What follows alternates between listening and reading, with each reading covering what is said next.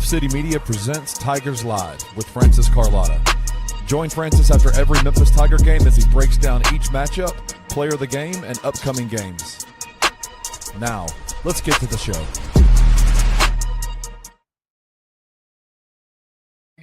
What's going on, everybody? Welcome to Tigers Live for Bluff City Media. I'm your host, Francis Carlotta, joined by Roman Cleary and Cunny Stubblefield live at Mugshots Bar and Grill.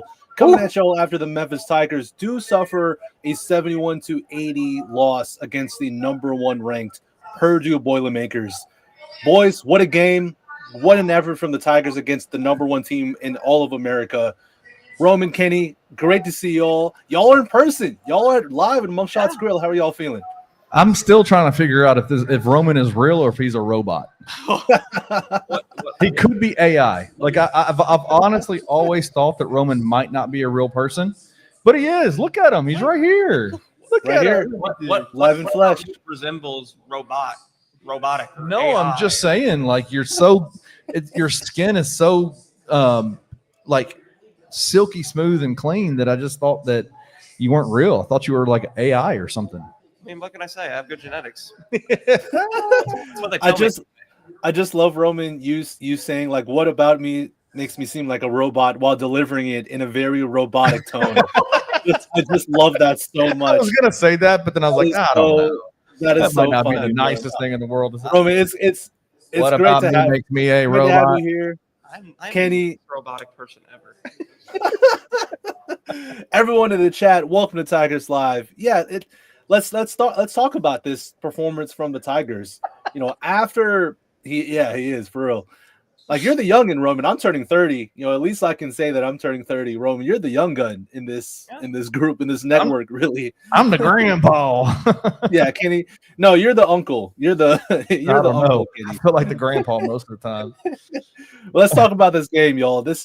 After the UNLV loss, it was a lot of doom and gloom from really all of us. You know, it was disappointing, depressing, awful loss to UNLV at home. And I think all of us, if you asked all three of us if this would be the result from the game with the Tigers giving the effort that they gave, would we have taken this? Hell yeah, we would have taken this. All day of the week, we would have taken this result. Now, would we love to win? Of course, but yeah, it's still a loss, but they fought incredibly hard. Roman, what are your thoughts on this performance from the Tigers tonight? I mean, you have to have nothing but a positive overall view of what you saw here, even if Memphis ultimately fell short in the end. Because I didn't think this team had this in them. Yes. Yeah. It didn't seem like it, especially after the UNLV game. I feel like we were talking about this team in a very fatalistic way after that performance.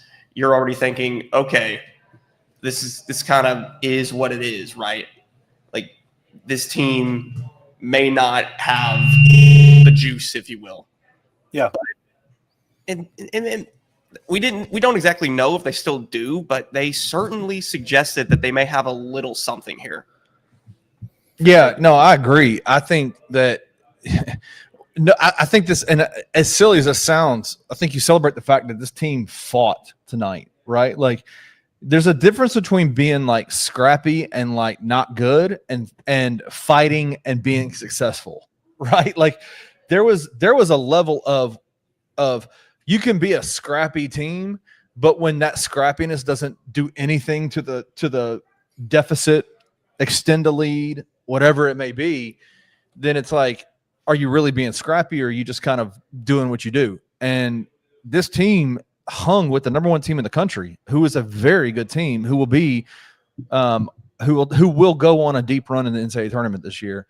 And they were not only in the game, but they were in the lead for a large portion of the game. And so, yeah, it was I thought it was an awesome game by the Tigers tonight. I thought they fought hard and played well, and just give shout out to them for how they looked.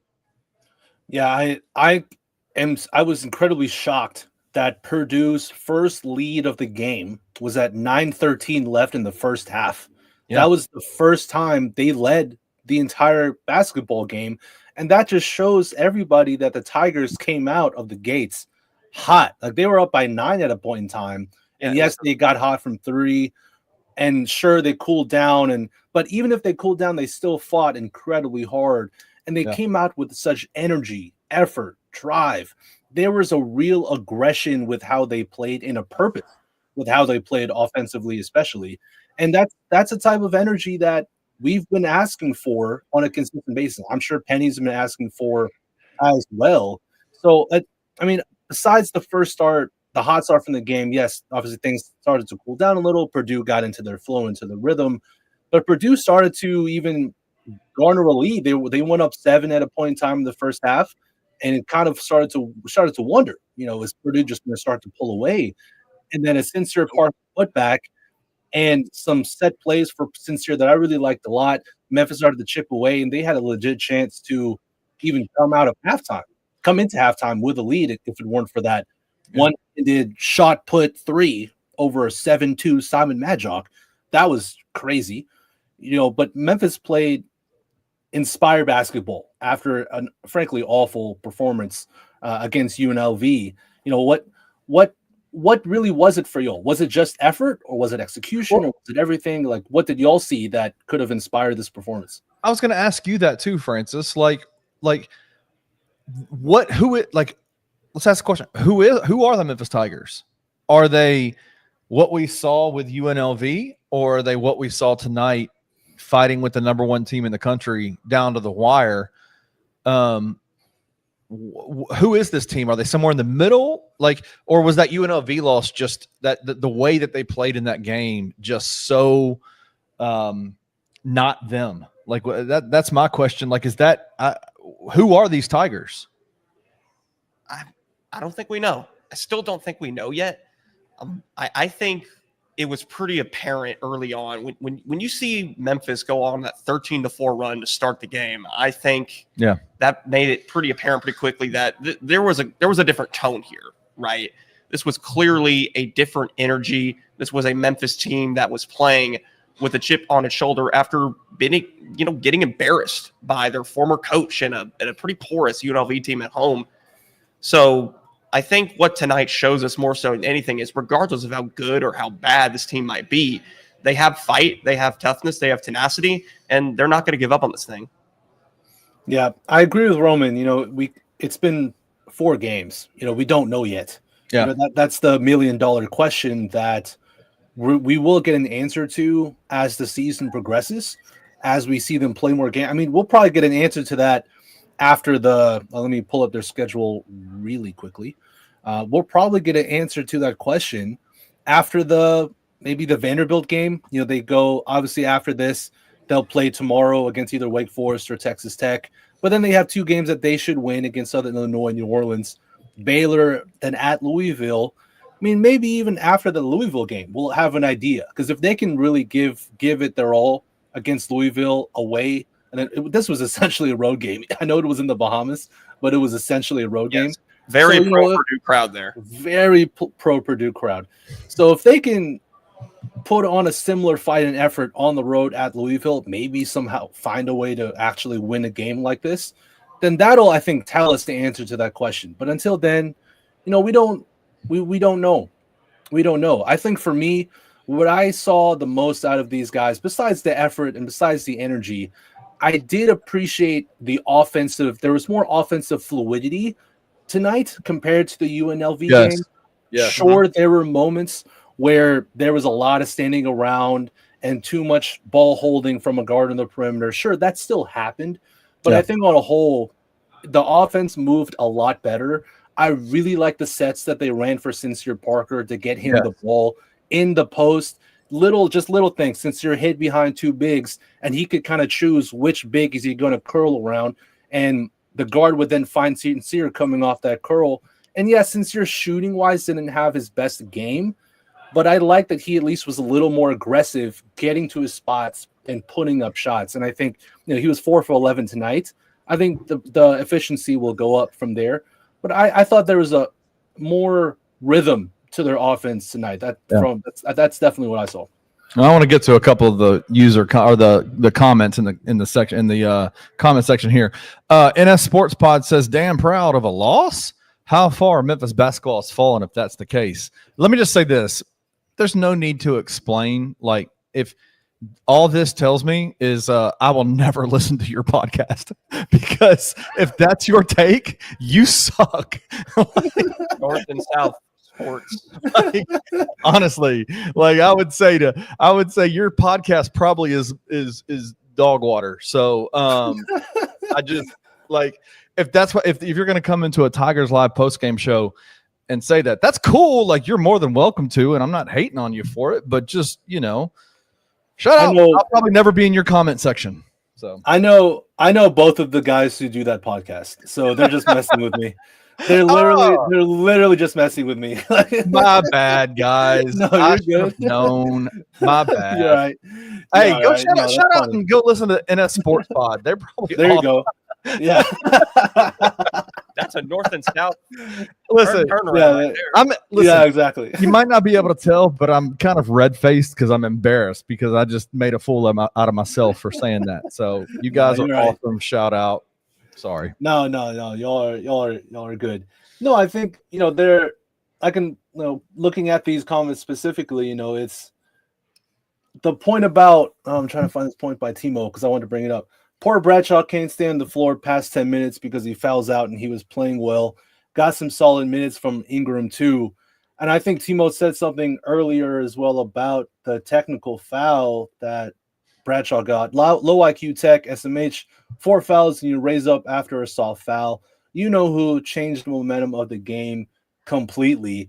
I want to get your thoughts on that. That definitely Roman. was a soft foul. That was Yeah. Clough pushed him with his left arm. You could see it. He got pushed, but he got pushed because he was trying to turn and pivot and was in the air. Like, he just got hit at the wrong time. You saw the extension of Clough's arm. That was that was forceful. That was intentional. And Aaron Bradshaw, in my eye, had every right to react the way he did. I don't agree with it being a technical foul in that instance. But still, I think the larger point here is the fact that Aaron Bradshaw continues to have trouble staying on the floor. Yes. He undoubtedly played his best game, probably in a Memphis uniform, if you combine both the exhibitions and what we've seen from this team in the regular season thus far. Still has a way to go. Still didn't even get a rebound in this game, but he was able to, be a body, be a defensive presence, catch some lobs. So definitely some progression on his part, even with him fouling out in, 9 minutes. He only had 9 minutes tonight. Yes, 9 minutes. Yeah. Oh, God, you got to have him more than that, man. He's got to play more than that. If you have played basketball in your career, like if you played basketball at all and you played in the post, the stuff that Clough was doing in the paint, the intentional pushing, whatever, like that is taught from an early age if you're a big. Like, you don't allow someone to run down the center of the lane without getting touched. And so, again, all that tells me is that we need Tarek Ingram to get in shape. He played 20 minutes tonight. I understand that, but he has got to be able to go and match up against he's got to be able to match up against the other bigs like that, because if he got hit like that, he's not moving. I don't think any bigs can match. I don't think many bigs can match up with Oscar Clough. With Clough. No, he's a fantastic player. Oscar Clough's one of the best bigs in the country. No, he was right there. Memphis was right there with him. He almost committed to Memphis over Purdue. But that's true. And to answer Timo's question, I'm told by a Memphis spokesperson that Tierno Silva will miss the Baha Mar Tournament due to "quote unquote" personal reasons. Okay. I mean, this team has got the Braden Smith and Trey Kaufman-Wren are two guys that are in the top 10 in terms of Naismith Award winners, Player of the Year in the NCAA. This team is awesome. Trey Kaufman-Wren is awesome. Braden Smith, awesome. And the Tigers they matched them.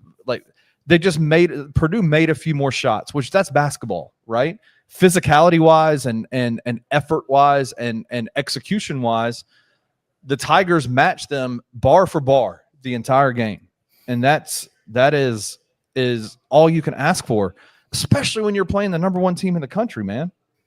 Yeah, I do want to bring this up about the Bradshaw thing, because I agree with Roman. I think it was a foul. I wouldn't call it a flagrant. I don't think it should have been a flagrant foul, but it's a foul. And the fact that it was getting physical, it was a little chippy between the two sides. if you want to get upset at Bradshaw for getting up in this dude's face, okay, that's your call. I love to see it. I absolutely love seeing Bradshaw get in that guy's face. Yeah. You know, it showed some like give a damn from Bradshaw. Yeah. In many ways, it was very encouraging because that is by far the most emotion we've seen out of Aaron Bradshaw in any way, shape, or form throughout this season. It was a bullshit tech. It was a bullshit tech. It's like an awful technical bro. Like that's what I'm saying. Like the Oscar Clough foul, whatever. That's basketball. That's bigs do that. That happens 150 times in a game. Aaron Bradshaw getting pissed off and jumping up and getting in his face, that happens 150 times in a game. You don't call techs on that nonsense. That was ridiculous. Now, I'll disagree with Kenny here. I thought Tariq Ingram was great. I do. I thought he was great. No, he was great. Like I'm telling you, this team is going to be, when it's at its peak, when it is at its full development, you're going to see Tariq and Hassan out there as the 4 and the 5 starting more than likely. Yeah, and you still haven't seen Hassan Abdul-Hakim play. Right. Was out for the 4th straight game, again with that quad injury. So, yeah. No, still very interested to see what this front court can look like with him in there, because I'll say it. I've said it once. I've said it many times. I'll say it again. He is the most talented player this team has, and he has not been available to Memphis thus far. So until we see him out there, maybe you can say, like, maybe he's the missing piece right now. Like, just maybe. I didn't think that was the case after the UNLV game. I thought that this team had a ways to go that not even a player of his caliber could really fix. But after seeing what I saw tonight, perhaps, many of us did jump the gun on what happened against UNLV. Sure, it's still a bad loss. There's no way around that. And it's probably going to be a loss that, bites Memphis in the behind later on. But there's still time to move on from it and make up for it. And that is the one good thing about still having to face at least 4 top 45 KenPom opponents in your next 7 games. Yeah. Yeah, but I feel better about it now after this game than I did before, after the UNLV game, obviously. Yeah, no, right? you have to, for sure. Yeah. Before we keep going, Francis, I want to talk about mugshots for a second. We're here out in Collierville. You can see Poplar is behind us right here. West Poplar. We are all the way out here in Collierville, Tennessee, 30 minutes away, which is apparently Memphians don't like when Colliervillians say they don't want to come to Memphis, but you offer something out in Collierville and Memphians are like, hell no, we ain't coming out here. That's too far. Tesh, I'm talking to you if you're watching the show. So we're out here at Mugshots Grill and Bar, and John Dean Swift is the owner of the place. He is awesome guy. The next time we're out here, he's going to come on and actually talk about Mugshots a little bit. It's a super cool chain sports bar, but it's built from a place of I think it started in Hattiesburg, Mississippi. I think I might be totally off on that, but it's such a cool little spot, man. Starkville has probably got the most famous mugshots in the country. Pretty cool little area, but this is growing up in Collierville, this used to be the O'Charlie's. I used to come here all the time when I was. Yeah. I know exactly what you're talking about. Yeah, it used to be the O'Charlie's, and I used to come in here all the time as a high schooler and eat at O'Charlie's. But now it's Mugshots, and so it's super cool to walk in here and kind of remember the old O'Charlie's. But man, I had some fireside, Memphis made fireside tonight. This is my second one of these. I'm trying to see if Roman wants to have some. He's old enough. But then I had a peanut butter burger tonight. And let me tell you, you would think that shouldn't be good, but here's my theory. All right. You got beef. All right. Beef is good. You got bacon. Bacon is good. You got peanut butter. Peanut butter is awesome. Nah. You don't like peanut butter? No. You don't like peanut butter? What's wrong with him? Oh, Roman. I don't. He might be a robot. I don't. Yeah, he might be. He might. I like oil. Good.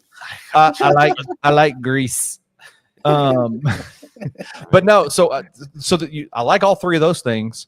So how about we put them on stacked up on top of each other with a bun on the outside of both sides of it. It's phenomenal, man. The fries are really good. You liked the fries, didn't you? The fries were delicious. Yeah, no, I had a burger and fries. It was my first time eating here, and it was a very positive experience overall. Yeah, sure. Absolutely. Love that. So you say the most famous Mugshots is in Starkville? I think so. Yeah, well, I'll be going to Starkville in a month, so maybe I should. You should go check it Yeah, out. maybe I should Go check it out. Over there. Yeah. Yeah, maybe I should check check it out.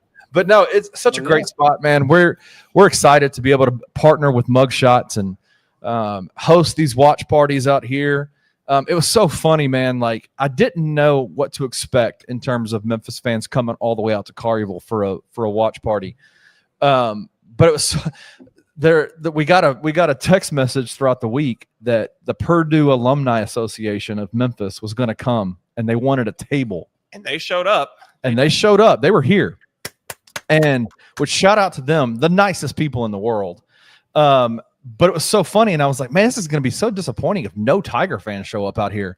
And then I look over across the wall. There's a bar. Yeah, they were loaded up over there. And they were loaded up. The Tiger fans were in the bar. The Purdue fans were eating food. The Tiger fans were drinking. It was awesome. Like, I walked over there, so many Tiger fans who knew, asking how Francis Carlotta is doing, asking about Roman. We had a great time tonight, man. Just a lot of fun. Shout out to Mugshots Grill and Bar. The food is awesome, and we had a great time with all the people here. Just a really fun environment. Yeah, no, I'm super excited to do all the watch parties here that we're going to do. Of course, more live episodes of Tigers Live. Yep. Tonight was definitely a good opener and should be a fun year overall. The more we do this, Absolutely. Yep. And I'm trying. I'm gonna say this. I will be up there for a live We're Tigers getting you Live. back here. What are you talking about? Can't wait. Can't wait to be up there with y'all and see everybody. Yeah, can't wait. No, you went to the wrong watch party. Yeah, my brother. That's the wrong watch party. I mean, Central we love Central as much as anyone, but I mean, should have came to this one, man. This was not that was not the place to be tonight. Agreed. Well, do you want to take a commercial break that we can get back into, do player of the game, talk second half stuff and, talk more specifics? Yep. Let's take a break. When we come back, All right. we will do actually, I don't have a commercial in here. Awesome. No commercial. You don't have a commercial. All good. All good. No commercial. I did have a commercial. We'll We'll just keep going. Let's keep going. Hey, welcome back. Yeah, keep going. Yeah, We basically just did a commercial. That's a good point. that's true. Just did a commercial. Yeah, so I do want to talk about the second half a bit too, because Memphis, same thing would happen with Purdue in the first. They got up 7. Purdue even went on another run with Lawyer hitting a bunch of threes. Purdue was 4 for 14 from 3 in the first half. In the second half, I don't know what they finished in the second half, but at a point they were 5 for 6, and they were able to really go on a run and extend the Purdue lead. But even then, Memphis still clawed back. Memphis called a timeout, and then Memphis went on a run of their own, and they were right in this game. They took a lead after a Doug Flutter. They went on a 9-0 run after Purdue went up by 7. And you saw so much effort from Doug McDaniel. He what he reminded me of, and this might be this is a bit of an old pullback from my basketball brain. He reminded me of oh gosh, I am forgetting this dude's name in my head. Well, there goes my reference because I can't remember the dude's name. It's gone. Isaiah Thomas in the Detroit finals back in the 80s. I can't remember which year, 88, 89. I can't remember which year, but he hurt his ankle and he still played his absolute ass off in that game against the Lakers. Isaiah Thomas was incredible. Little guard, always was undersized compared to everyone else in the league, but he was one of the best guards in the history of the NBA.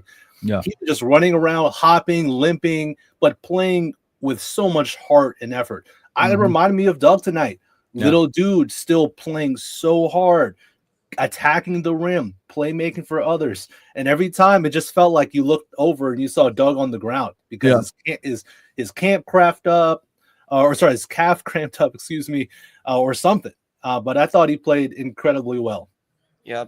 the Doug's story to me is so interesting because the guy has had a genuinely hard college basketball career in many ways. He's always been a productive player, but there've always just seemed to be things that are in the way. Like he was having a career breakout year at Michigan. And even though that Michigan team wasn't very good, Doug seemed to at least have them on a trajectory to where, hey, maybe this team can at least push for the tournament down the stretch.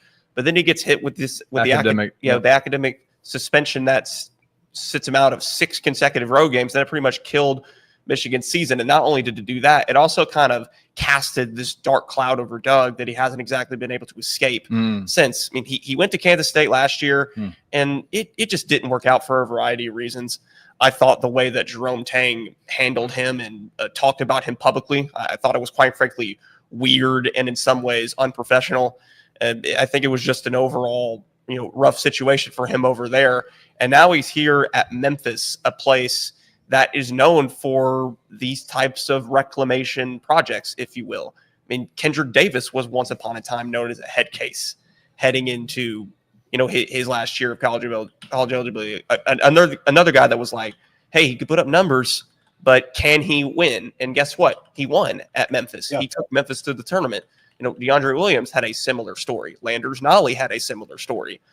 So if there is a place where a player like Doug McDaniel can work and flourish, it's going to be the University of Memphis. Yeah. Yeah. And I'm glad you bring that up, Roman, because, talk about the Grizzlies too. It's the same idea. The Grizzlies have done reclamation projects that have worked incredibly well. The Zebo, Tony Allen, come obviously to the top of people's minds. Tigers, same thing. And this was by far Doug's best game. No shadow of a doubt. This was his best game. Yeah. And I've preached and asked for him to be more aggressive getting to the rim. I know he's 5'8", 5'9". I know he's by one of the smallest dudes in college basketball. But what makes Doug so damn good is when he plays so hard and he doesn't care that he's only 5'8", 5'9". He still attacks. He still gets downhill. And you saw him do that really well tonight. He played with real aggression, and he was still the playmaker that we know he can be. He didn't hit. There were a couple of missed threes at the end of the game that kind of kept Memphis from really keeping them close at the end. But overall, I thought this was his best performance. He's my player of the game. Is he for y'all too? Yeah, I mean, certainly for Memphis, you have 18 points, 6 rebounds, 6 assists. That's the second time in 3 games where Doug has got at least 6 rebounds. He led them with 7 at Ole Miss. Didn't really crash the glass all that much against UNLV, but quite frankly, nobody did. But Doug was certainly able to get back on the boards tonight, and that seems to be something of a consistent theme from him early in the season. Again, two times in 4 games, getting at least 6 boards for 5'11" guard. That's quite impressive. Yeah, incredible. Yeah, no, I think obviously this team rises and falls on its guards, right? It's been that way since Penny's been the coach. When he has high-level guard play, this team looks absolutely different. Yeah, and that's especially true this year because in the backcourt is where most, if not all, of the high-level talent lies with this group. And so when Doug struggled in those that Ole Miss game and then obviously the UNLV game, and maybe that's why the Tigers look so bad in those games, right? Like they didn't look bad in the Ole Miss game. You know what I'm saying? Like the UNLV game though, especially, like Doug had a rough game. And so the fact that he still led the team in minutes and was second on the team in rebounds, dealing one with turnover too. Yeah, one turnover from Doug. Yeah. I mean, come on. Yeah, it reminds me a little bit of 2 years ago where Javon Quinterly, he wasn't necessarily Memphis's best player, but you saw a noticeable difference in how Memphis played depending on whether he showed up or not. If he didn't show up, things were going to get bad. If he did show up, Memphis was going to have a chance against practically anybody. I think it's kind of a similar thing with Doug, and perhaps even more amplified because they're relying on Doug to be their best guy. I don't know if he'll have to be for the long term because I still think Sincere Parker can get rolling at a certain point. And Hassan Abdul-Hakim, again, the most talented player on this team, hasn't even seen the floor yet. We think he's the most talented player on this team. He might not be. He could be. I think you look at the skill set, you look at the size, you look at what he did against some of the major, not power teams he played against last year when he was at UT Rio Grande.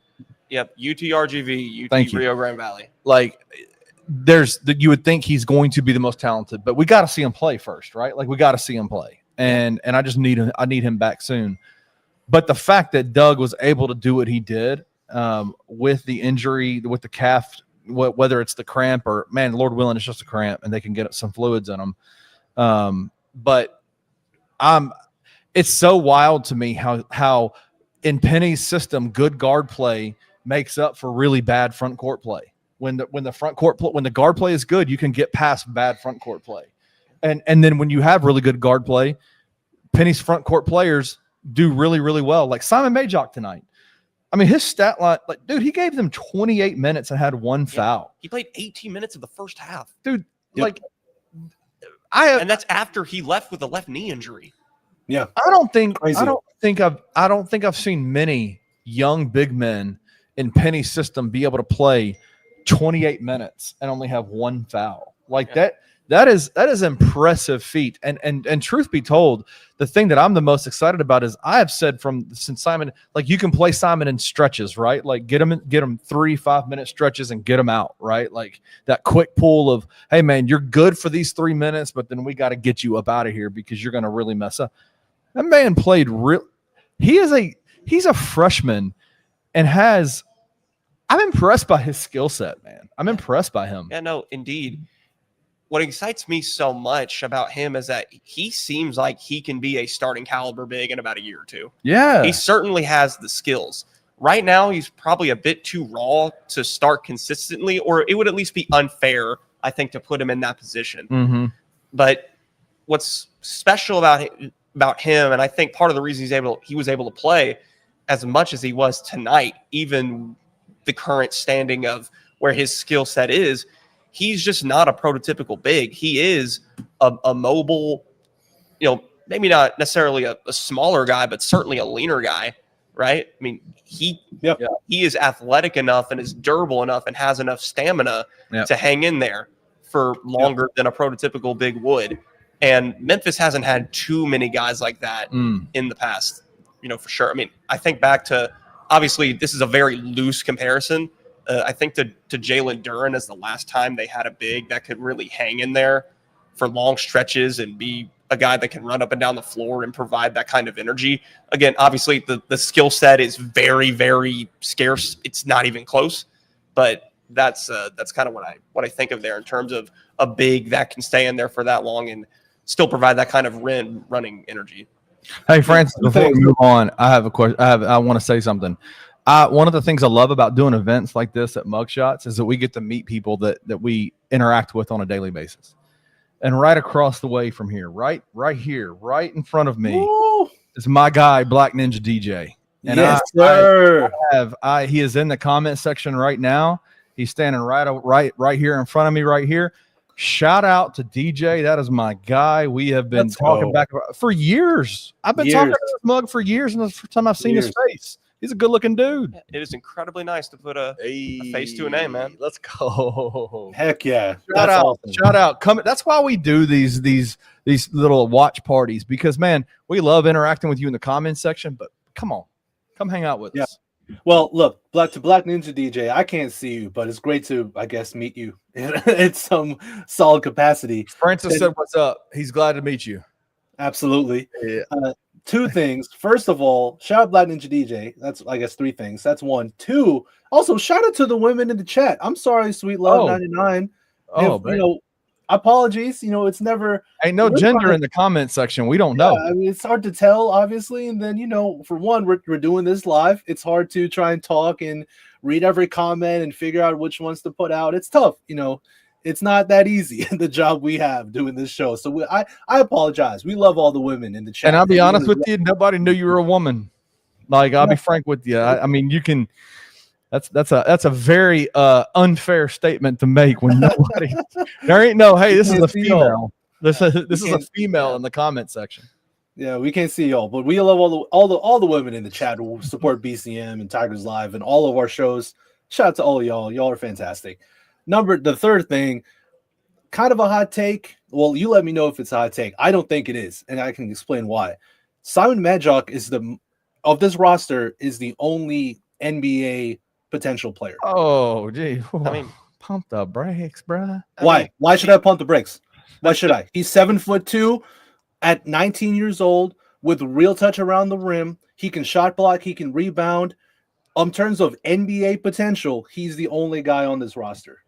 I just want to see him come back and play for Penny for 2 straight years. That's what I Sure. want. More so I'm than I'm not even talking about him like in the next year's draft. I'm talking about just down the line. Like of all these guys on this team, if I had to bet on one guy, and it's a hot take, but if I had to bet on one guy to be in the NBA in 5 years from now, I'd bet on Simon Majock over anybody on this roster. Tell me I'm wrong. Tell me. You would bet on someone else? Who would you bet on? I think he needs to become a starting big man at the college level first before we can even have a real discussion about that. He certainly has potential. There's a reason he's here for sure. That's what I'm saying. I mean, that's all I'm saying. I think he's got a long way to go before we even utter the letters NBA with that's all. Hey, all him I'm or saying anyone. is, That's a good point. Timo says there aren't any pros on here. Low bar. Exactly. That's my point. And if anybody has the potential to make the NBA out of this roster, it's Simon Majock in 5 years. Well, being 7'14", being 7'14" helps. I mean, right? I don't know, yes, of course. That's my point. Doug could probably I'm go talking to China. NBA. I'm talking NBA. I'm not talking Define about pro. pro. Yeah, let's define pro. Doug can definitely go to Shanghai. I'm talking NBA. Sincere would kill in Russia. Doug can retire for a year and go to Shanghai. That's a great point. Let's not disrespect Musa Cisse. Let's not disrespect Musa Cisse. Baller. That man, Simon Majock looks like the guy when he. I'm talking about in years from now. I'm not talking about now. I'm not talking about in this draft. Like that. Do not misconstrue my words. I'm talking about down the line. In 5 years from now, if anyone on this roster you would bet on to make the NBA, the only one I would bet on is Simon Majock. That's all I'm saying. Hey, don't talk to Dalton. He doesn't like you, apparently. No, Dalton doesn't like Roman. He thinks he's Dalton thinks I'm the next Jeff Goodman, apparently. He said we're the mini field of 68. That the on beat with BCM is the mini field of 68. The mini field of 68. Roman is mean. But no, Dalton, you're right. Josh Minot didn't start, but that was on Penny more so than it was on anything else. I'm just Josh saying, Minot was phenomenal. When he got on the court for the Tigers, he made an impact. Look, I'm just saying, I'm the president of the Simon Majock fan club. You are. See, that sounds like as the president of his fan club, I have to start the agenda. You know, I have to keep it going. I see what you're doing here. You put down your host of Tigers Live postgame show hat, and you put on your Simon Majock, the president of the Simon Majock fan club hat on, and said Simon Majock has the most potential to be an NBA pro. Yep. Yeah.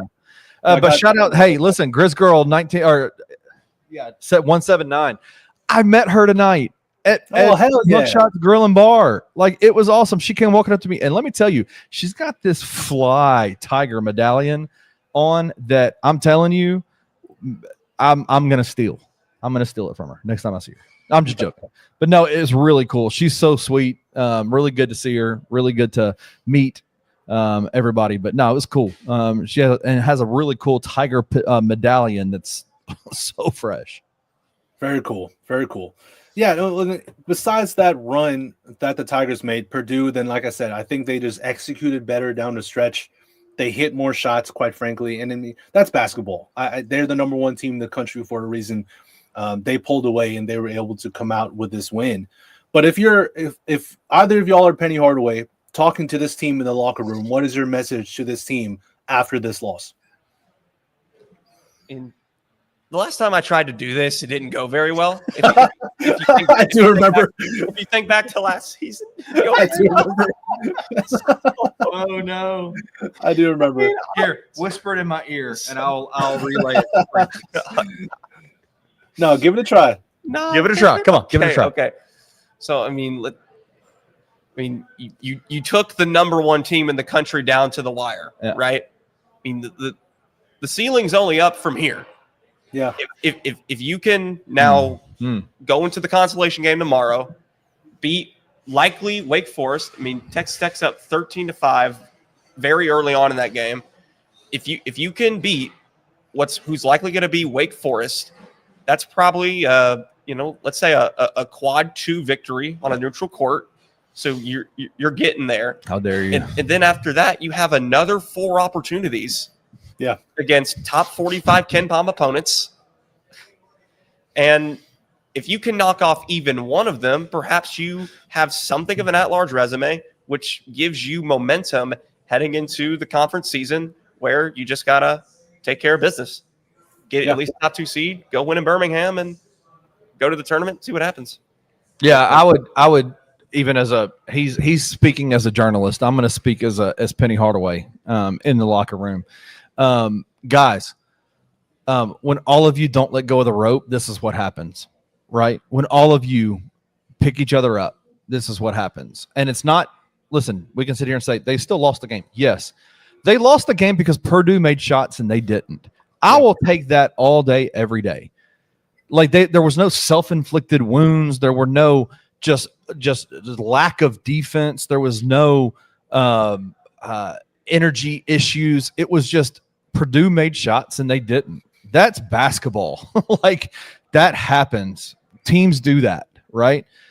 If I'm Penny, I'm sitting in there going, listen, guys, this is what we can be. We can be a team that takes the number 1 team down to the wire. And potentially, if the shots were to fall our way, we'd get a win, right? Like that would have been our win. We're right there. I'm just super impressed with Penny's ability to rally a team. He's been doing that for 8 years. Forever. And I just love, I think he is, there are some things that he does in the preseason, the off season that I just think are so silly, right? Like what are you doing for 3 months before you put your offense in place? What are you doing for 3 months while you're doing that? Like, what are you like? Let's concentrate on that for a little bit, right? But that's just who he is, and if you get pissed off about it, then you're wasting a mad because that's just who he is. That's how he coaches. But when things go haywire, Penny does not lose his team, and I think that's such an underrated value of a coach is that he does not lose his team.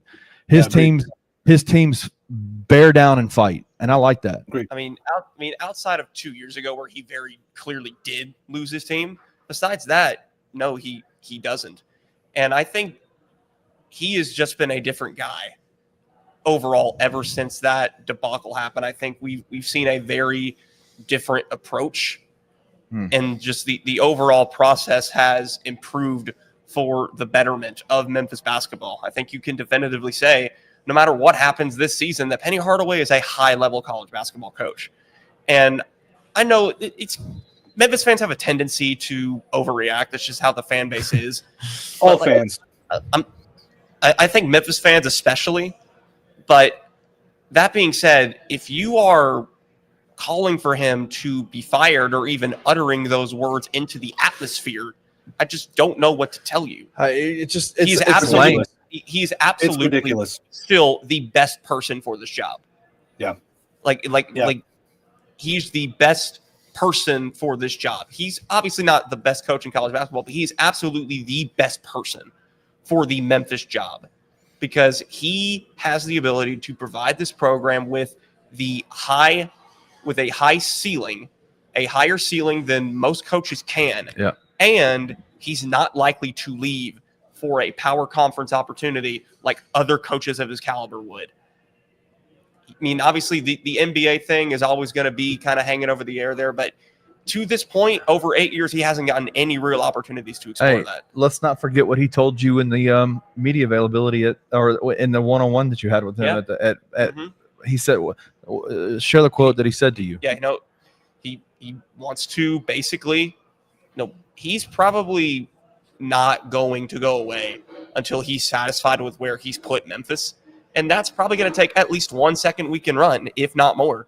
I think he still has the same goal and the same aspiration that he did 8 years ago, and that's to get Memphis back to the top of college basketball, where it hasn't been in a long time now. But Penny still wants to get it there, even after all the trials and the tribulations that he's gone through, even after the struggles that he's had to start this season. He still wants to get it there, and He told me in the preseason he believes that this team is the one that can get it done.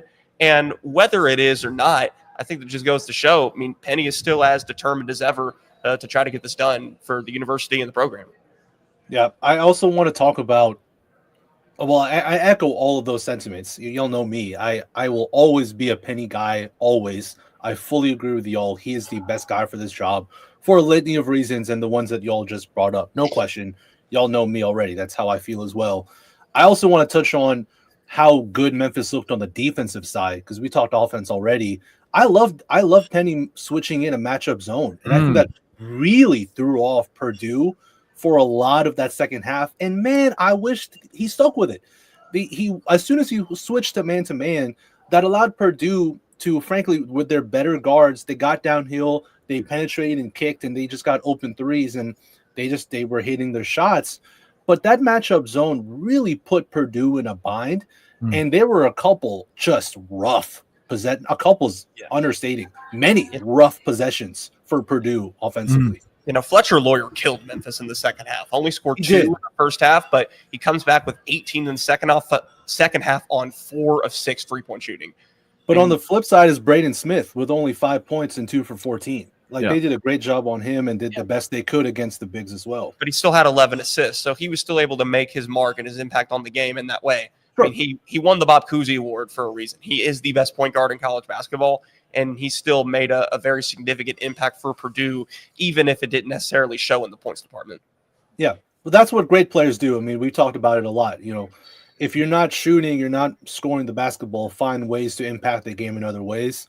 Braden Smith is one of the best point guards in college basketball for a reason. He found other ways to impact the game. But that's like, how many times can we think of Penny Hardaway finding a game plan to shut down an opposing team's elite guards and having that game plan work? Like, it happens, I feel like, a lot with Penny Hardaway coaching against elite guards. But it happens it's elite players. It's elite players. He very much, and has said this numerous times, he focuses his defensive game plan on their best player and makes other guys on the team beat him. Yeah. And you saw that tonight with, what's my guy's name? Lawyer. Yeah, Fletcher Lawyer, right? Like, he came out, and CJ Cox. He played very well in the second half as well. Yeah, I mean, you take out the 2 best players for Purdue. I mean, Kaufman Wren had what? He had a double. He fouled out, but he had a double. 12 points, 11 boards, 8 and 6. He had what? What was it? It was 10 and 9 in the first half. Finished with 12 and 11. He'd probably call it, Kaufman would probably call it an average game. Like, I don't think he had a good game, and I don't think he would call it a good game either. I mean, because for he's Trey better than Kaufman, that. for end standards, no, but it was still That's a what I'm very saying. good high-level game for a college basketball big, for sure. Sure, but what I'm trying to say is the point that I guess Kenny made as well, is Penny does a great job of scheming against the other team's best players who are elite, like elite players. He does a great job scheming against them. I like them switching up a matchup zone. I thought that was the most connected that Memphis looked on the defensive side, which is funny to say in a zone. That is not Lester Quinones' brother. No, that is not Lester's brother. That is not Lester Quinones' brother. It's not. That is not his brother. No, I just really like a good fight he's fighting the good fight in the comment section right now. Yeah, no, I like what I saw on the defensive side from the Tigers. And then we have not mentioned him, Francis. We have not mentioned him. I think all of us at BCM have bagged on Zach Davis. He has redeemed himself, and he absolutely redeemed himself today. He's I mean, I'll be frank. Dating back to the moment Memphis acquired Zach Davis back in April, you hear alarmed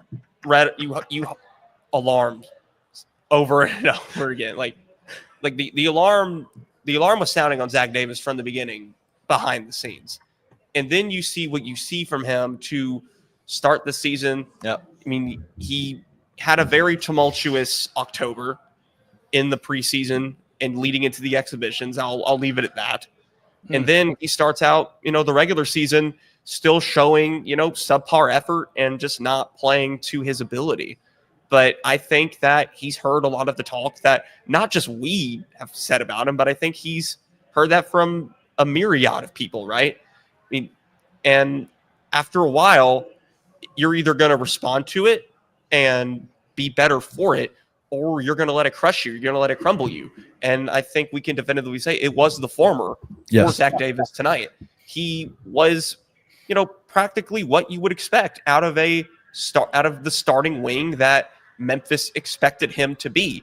He's 6'7", so you'd probably like to see a bit more from the rebounding department, but 11 points and 3 assists is very good offensive production and above average compared to what he's done throughout his college career. Yep. And you saw him play much better defensively. You saw the energy really amp up on that end, and that is what Zach Davis does bring to the table. He's supposed to be a defensive anchor on the wing along the perimeter.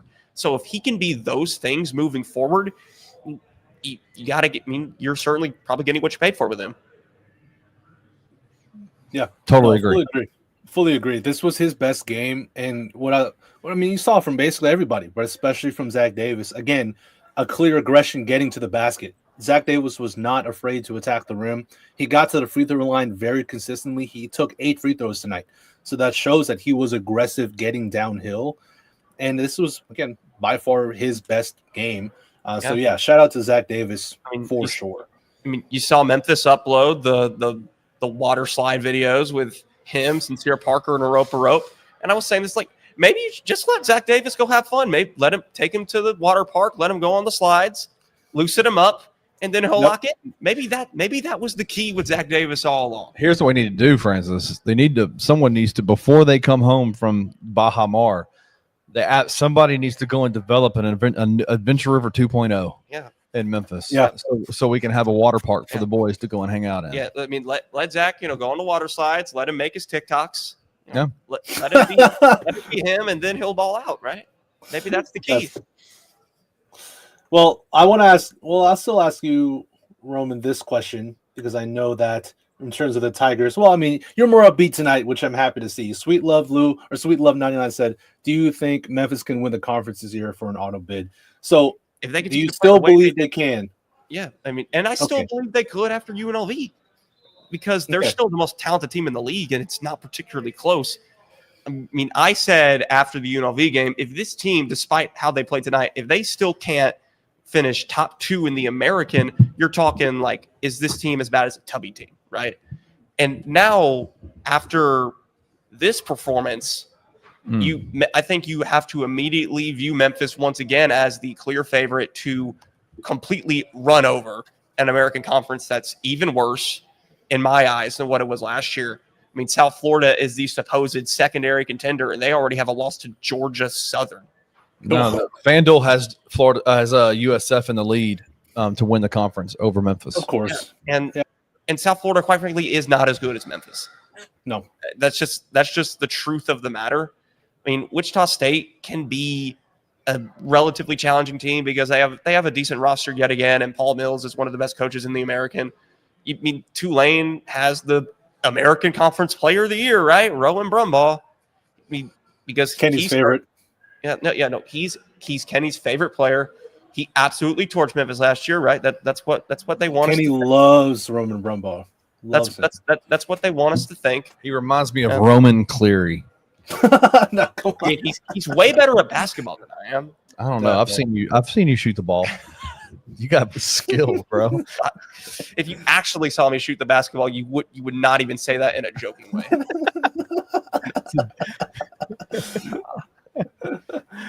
Yeah, absolutely. The Tigers are still. They're still in the lead to win the conference. They're still the team to beat. They're the defending champions of the conference. They are, and you're gonna have to beat them to be the champion. So until then, they're the favorite. So yeah, and the American is absolutely a one-bid league, unless Memphis completely tears up non-conference and then loses the conference tournament. Oh, Memphis is the American is absolutely a one-bid league. I don't know, man. I seen DJ now. He's a little short. He might get posted by Roman Cleary. Look, oh my bad, DJ. I'm just joking. No. If your name is Black Ninja DJ on YouTube, I know you're a hooper. All right. Are you a hooper? That's him right there. Are you a hooper? You wouldn't make that your YouTube username unless you're a hooper, right? I am falling for that trap. Touche. Touche. That's incredible. I love this. This is great. It's if you're talking about New Orleans also owns a victory over TCU. New Orleans ain't bad. Memphis will likely beat them on December They 3rd. better. But they better. Not it likely. certainly They ain't a better. given. They better beat Oh, them. Well, look. You let's played look AAU? at- Yeah, I'm cooked. You played AAU? I'm cooked. Yeah, you're done. I'm done. You're done. Yeah, you're I'm done. done. You're finished. Well, look, I don't even want to. Tomorrow, we don't know exactly who they're facing. It's probably, like you said, what's the score of the Texas Tech Wake Forest? 21-12 with 9:30 left in the first half. It will likely be Wake Forest. Okay. Okay. Well, let's say they beat Wake Forest. That would be great. I want to see Memphis just run Southern Illinois, and then I want to see them handle their business against New Orleans. And if they can do those things, if they can go 3-0 over these next three, then I think that'll show, at least me personally, that the UNLV loss hopefully was a blip and not a consistent thing. How do you all feel about that? Yeah, I mean, if you can beat Wake Forest tomorrow, I think that coupled with what we saw tonight can really put this season back towards at least a somewhat positive trajectory. I mean, it doesn't change the fact that Memphis still has an extremely difficult road ahead of itself in this non-conference schedule. You have two what should be gimmies with Southern Illinois and New Orleans, both at FedEx Forum after the Baha Mar Tournament is over. But after that, that is when the difficult stretch really begins. It's Baylor, it's Louisville, it's Vanderbilt, it's Mississippi State. Those four games are going to tell us as much about this team as any four will this year. Yeah. Touche. Yeah, well said. It's not even necessarily whether they win or lose all of them. Ideally, if you're Memphis, you win at least one or two of those. But it's more so about how do they look? How are they able to compete? What do they look like? Are they going to let those tough opponents roll over them, or are they going to give them a fight like they did Purdue tonight? If they can do the latter, then you're probably looking at Memphis as a team that can go into the American, take care of business with relative ease, and make it back to the NCAA tournament for the third time in 4 seasons, or the fourth time in 5th season. It would be right. Right. Yeah. I like what Timo said here. Hopefully, he's right that the UNLV loss is the Arkansas State loss last year, that it's not a sign of things to come. It was just a one-off situation. That's the hope. Yeah. And that Arkansas State team was way better. They were so good. UNLV team. Yeah, they were good. I mean, Brian Hodgson got scooped up by South Florida for a reason. I mean, that Arkansas State team had really good players. I forgot he said South Florida. Memphis still shouldn't have lost that game for sure. I mean, Arkansas State didn't even win the Sun Belt, but no, they were way better than they lost the Sun Belt team. for a ridiculous reason, though. Like weren't they the best team? They had the best record in the conference, but they lost because of some kind of BS that the Sun Belt had. Something like that. I remember being like, yeah, they ended up getting like the 4th seed, I think it was. That's what it was. It was the seeding. Tournament. It was the seeding. That's what it was. It was the seeding in the conference tournament. I mean, they still made it to the final though. Yeah, and lost to, I believe it was South Alabama. Yeah, gotcha. All right. Well, look, before we get up out of here, any parting thoughts before we end this episode of Tigers Live? No, I mean, I think you certainly have to. I mean, I said the UNLV game was an eye-opening performance, and I think you have to say that, except in a more positive manner about this performance as well. Mm-hmm. I think we saw that this Memphis team, whether it's the most talented Penny ever has or whether it has the highest ceiling of any team Penny's ever had, we saw that this team has resolve. We saw that it has determination, feistiness, right? We saw that this team is not just going to take it lying down. They're not going to settle for this disastrous, disappointing year where they finish under 500 in non-conference and go mid-table in the American. No, if it ends up happening that way, other teams are going to have to earn it. And it's obviously not the most ideal spot, especially at 1-3, but it's certainly better than the alternative that we thought Memphis was going towards after losing to UNLV. Yep. Well, my final thoughts are shout out to Mugshots Grill and Bar. Shout out to the people that came out. Shout out to the people that said hello. It's so cool to me that we get to talk about sports and people enjoy listening to it and they enjoy the content that we put out and they want to come and say hello when we're around and when we do events like this. And so, like, please we'll let you know when the next one's coming. We're going to do once a month probably throughout the season here at the Mugshots Grill and Bar out in Collierville. Please come out and hang out with us, man. We have so much fun. We're going to do more. We've got some big plans. Rusty and I have been talking about some big plans for giveaways and merch and all that kind of stuff that we're going to start dropping for these kinds of events. But man, y'all come on and hang out with us. Just shout out to DJ, shout out to Grizz Girl, shout out to, there's a bunch of people who came up to me and said, hey, there was one guy I talked to who literally asked me about my daughter who just won the state championship for volleyball for her middle school team because I've talked about it on the show. That kind of stuff is just so cool to me, Francis. And shout out to you for holding Tigers Live down and being the one constant on this show. And when we get you here to Memphis, we're going to have a blast. We're going to do a big old bash and have everybody come out and celebrate you, man. So it's a good night tonight. This makes me so happy to hear that people came out to the watch party, showed love to BCM, showed love to Tigers Live. It makes me just so happy. Y'all don't even know it. The fact that, like Kenny said, the fact we get to do this and y'all actually care about what we have to say is still pretty nuts. And I see Black Ninja D just said, me and Meeks got you, Francis. Hey, I'm gonna hold y'all to that. When I see y'all, I'm gonna hold y'all to that. Hey, I know I finally have met DJ. I've met King Meeks. Them boys, I don't think I want you hanging out. You're too nice. Too nice. Well, they might send you down a road of debauchery. Well, hey, I can hold on. I can hang. Don't worry. I'm still me. And you're gonna bring your hooping shoes. Hey, I still firmly believe that I am the best 3-point shooter in all of Memphis sports media. I still believe that. I will stamp it to this day. I will pound my chest for that. I've seen DeMichael Cole shoot. That man he got nothing. DeMichael got nothing. Dang, oh my God, that jump shot. Fire. Ugly jump shot from DeMichael. Get that out of here, man. I don't want to see that. Hey, so yeah, we do this. Point. Last thing I'll say, Francis. Last thing I'll say is you see Mugshots logo down here at the bottom of the screen. You see all that? You see all that space down there, Roman?